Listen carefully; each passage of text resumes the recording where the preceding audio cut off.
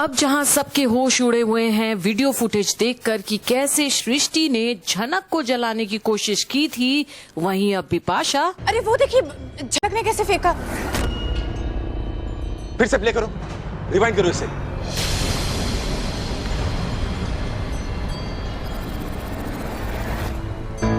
इस पॉइंट से आप इसको स्लो कर सकते हैं।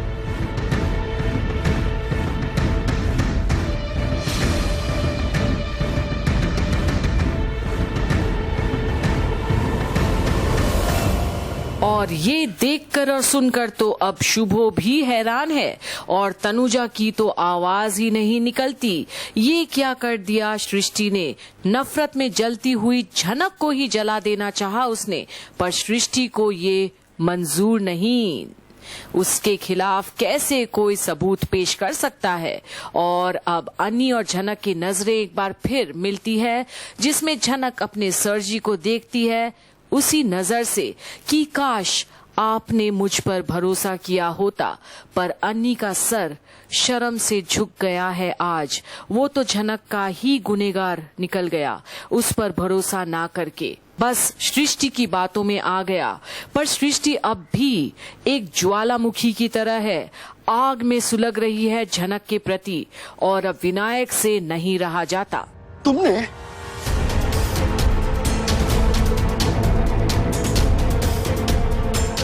देखिए अब सबूत सबके सामने है, फिर भी किसी को कंफ्यूजन है। क्या है ये सब, क्या मतलब है सबका? सृष्टि जी, अगर हम सबको समझ में आ रहा है तो आपको कैसे नहीं समझ में आ रहा? अगर मृणाली जी नहीं होती तो हमें सच तक पहुंचने में कितना टाइम लग जाता, लेकिन सच बार आता जरूर। और अब भी घर में एक अजीब किस्म का माहौल है। सृष्टि जी, आपके वजह से बेकसूर लड़की को जेल हो सकती थी। अगर ऐसा हो जाता तो मैं अपने आप को कभी माफ नहीं कर पाता। और पुलिस तो क्या अन्नी अपने आप को माफ कर पाता अगर झनक जेल जाती तो? और जहां पूरा परिवार सदमे में है, वहीं अप्पू दीदी खुश है। थैंक यू मिस मृणालिनी, आपकी हिम्मत और डिटर्मिनेशन की वजह से ये केस जल्दी सॉल्व हो गया और हमें असली गुनहगार का पता चल गया। पर अब भी सृष्टि सर उठाकर खड़ी है जैसे कि उसने कोई गलती ही नहीं की हो। पर वहीं छोटौन बोलता है, मुझे भरोसा था कि झनक कभी ऐसा नहीं कर सकती।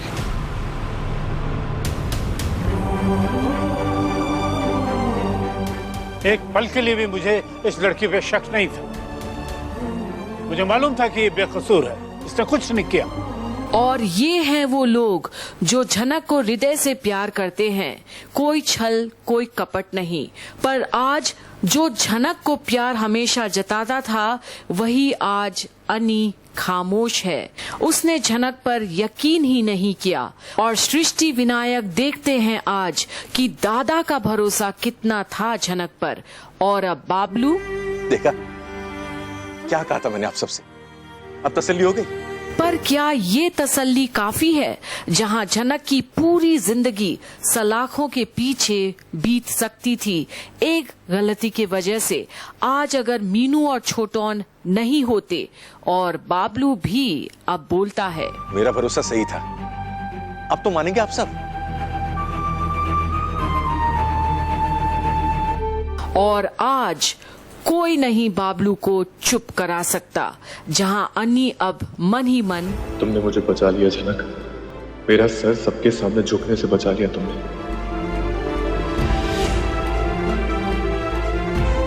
Thank you and I am sorry अगर मैंने तुम पर शक किया। हो सके तो मुझे माफ कर देना झनक। पर आज झनक का मन कोई जवाब नहीं देता अपने सरजी को।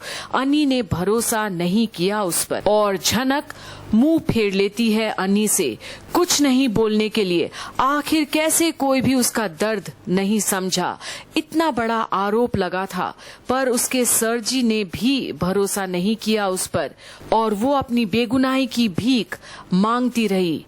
पर अप्पू दीदी, देखा तुम गलत नहीं थी, देखा तुमने, तुम बिल्कुल भी गलत नहीं थी। ये सब लोग इल्जाम लगा रहे हैं तुझ पर।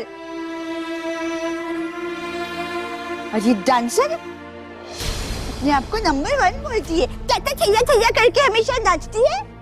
हाँ, और झूठ बोलती है, हमेशा झूठ बोलती है। सृष्टि, कहीं का गुस्सा कहीं मत निकालो। ये शर्मनाक हरकत तुमने की है। आप क्या कहना चाहते हैं? अभी भी समझाना पड़ेगा तुमने कि तुमने क्या किया है। और अब शुरू होती है विनायक और सृष्टि के बीच दर्दनाक रिश्ते की खेल, जो सब देखते हैं। सब कुछ मैंने अपनी आंखों से देख लिया सृष्टि।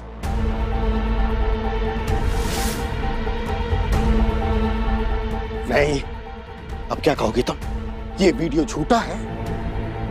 हाँ विनायक, क्या कह रही थी तुम हॉस्पिटल में मुझसे कि झनक के पैर में बेड़ियां डालोगी तुम, उसकी जिंदगी बर्बाद कर दोगी तुम? और ये सुन झनक और अन्नी दोनों चौंकते हैं। सृष्टि मासी इतनी गिरी हुई हरकत कैसे कर सकती है? इस तरह झूठ बोल के उसकी जिंदगी बर्बाद करना चाहती हो तुम? ये इरादा था तुम्हारा? क्या इरादा था विनायक? हाँ, आपने भी देखा ना वीडियो में, वो दिया गलती से मेरे हाथ से झनक के पल्लू पे स्लिप हो गया, लेकिन झनक ने जानबूझ के वो दिया अर्शी की तरफ फेंका। और झनक को तो विश्वास ही नहीं होता कि अब भी मासी ऐसा बोल सकती है, और अन्नी के पास तो अब शब्द ही नहीं बचे। हमने वादा किया था मिस्टर अनिरुद्ध से कि गुनहगार को सजा मिलेगी, और अब हम असली गुनहगार को पकड़ेंगे। कानून से ऊपर कोई नहीं है। देखिए ऑफिसर, ये सिर्फ एक वीडियो, ये कोई सॉलिड सबूत नहीं है। और झनक देखती है कि कैसे अब भी बोस परिवार सृष्टि के लिए खड़ा है, उसे बचाने के लिए। और हमारा ये जानना भी जरूरी है कि ये फुटेज ऑल्टर की है या नहीं। देखिए, मैं मानता हूँ कि आप वकील है, लेकिन ये मत भूलिए कि मैं भी पुलिस वाला हूँ। इतना सबूत काफी है केस फाइल करने के लिए। और कई लोग हैं जो शॉक्ड होते हैं कि कैसे शुभो सृष्टि के बचाव में अब भी खड़ा है। वैसे भी सृष्टि जी के कहने पे मैं जनक को इन्वेस्टिगेशन के लिए ले गया था। अब तो मेरे पास वीडियो प्रूफ भी है। क्या कहना चाहते आप? आप मुझे अरेस्ट करने वाले? हाँ,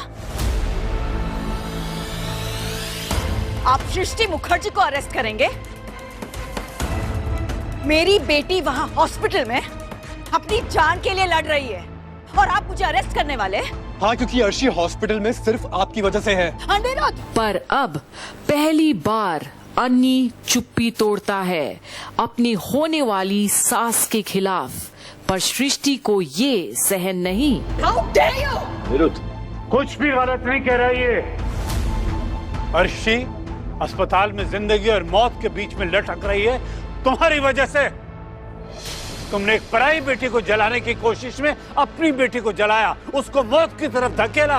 और अब जहां झनक अपनी मासी की तरफ देखती है, वहीं अब अन्नी भी गुस्से में है, और पूरे परिवार के सामने अब दादा सृष्टि को डांट लगाते हैं। ये अपराध किया तुमने, और पूरे होशो हवास में किया। और जानती हो इसे क्या कहते हैं? Cold blooded attempt to murder. और इस बार कोई नहीं नकार सकता सच को, शुभो भी नहीं, लॉयर हो के भी। ठंडे दिमाग से सोच समझकर खून करने की कोशिश। और जब तुम झनक को जला नहीं पाई तो तुमने उसे जेल भिजवाने की कोशिश की, उसे आजन्म कारावास की सजा दिलवाने की कोशिश की, एक झूठे इल्जाम की वजह से। तो असल में झनक की गुनहगार तो उसकी सृष्टि मासी ही निकली। और आपका अपराध तो हम सब ने देखा, उसकी सजा तुम्हें मिलनी चाहिए।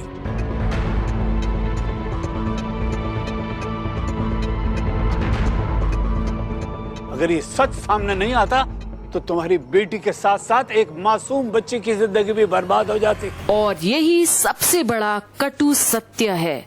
आखिर दादा ने सृष्टि को ही नहीं, पूरे परिवार को आज आईना दिखा ही दिया। बताओ तुमने ऐसा क्यों किया? वाई?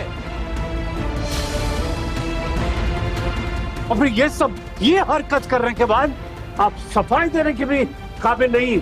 और दादा की बातें सुनकर सृष्टि क्या पानी पानी हुई कि नहीं, या अब भी अक्कड़ बाकी है उसमें? बताओ, तुम्हें सबको बताओ कि ये सजा क्यों नहीं मिलनी चाहिए। पर क्या सृष्टि को सजा होगी?